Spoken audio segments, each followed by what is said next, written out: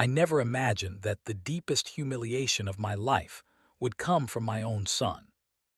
The pool shimmered under the afternoon sun, crystal blue and calm, like nothing in the world could go wrong.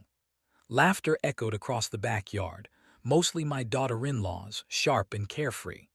My son Daniel stood beside her, chest puffed out, acting like the king of his little kingdom. I sat at the edge of the pool, fully dressed. Yellow sweater, dark trousers, shoes still on. I hadn't planned to swim. At my age, I preferred to watch, to stay dry, to observe life rather than dive into it. Daniel glanced at me and smirked. "Come on, Dad," he said loudly. "Lighten up, you're too serious." I smiled politely. "I'm fine right here." That should have been the end of it. But I didn't see the look his wife gave him, the one that dared him to do something bold, something reckless, something cruel. Before I could react, I felt a sudden shove. The world tilted. The sky disappeared. And then cold. Water rushed into my ears, my nose, my mouth. My glasses flew off. My body sank, heavy with clothes, panic tightening my chest. For a moment I truly thought, is this how it ends? I struggled to the surface, coughing, gasping, water dripping from my beard and clothes. The laughter around the pool exploded. Daniel was laughing the loudest. His wife clapped her hands. Oh my God, that was hilarious. Hilarious. I pulled myself out slowly, my joints screaming in protest. No one offered a towel.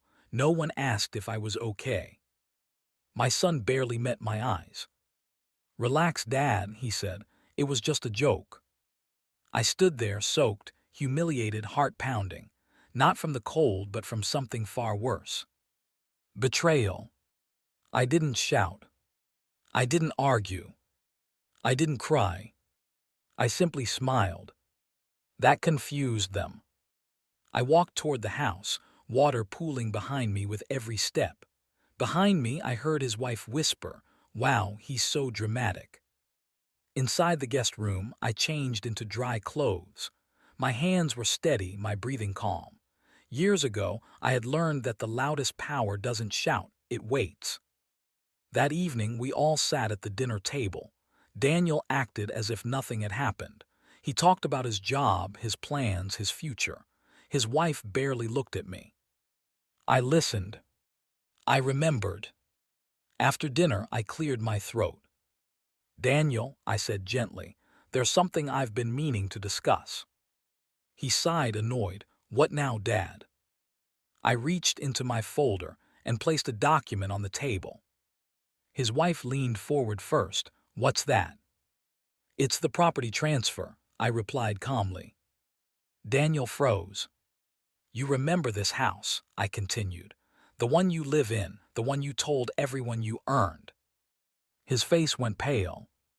"I bought this house 25 years ago," I said.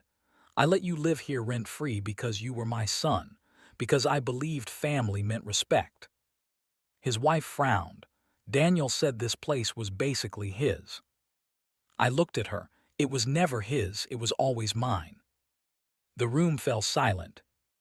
I slid another document across the table. "I've decided to sell the house." Daniel shot up from his chair. "You can't be serious." "Oh, I am," I said. "The papers are already filed. The buyer moves in next month." His wife stared at him, disbelief flashing across her face. "You said your father had no control anymore."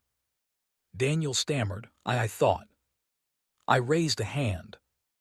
"I raised you to be strong," I said, my voice steady. "Not cruel. I raised you to protect, not humiliate. Pushing me into that pool wasn't a joke, it was a choice." He looked at the floor. "I won't live where I'm disrespected," I continued. "And I won't fund a life where I'm treated like entertainment." His wife crossed her arms.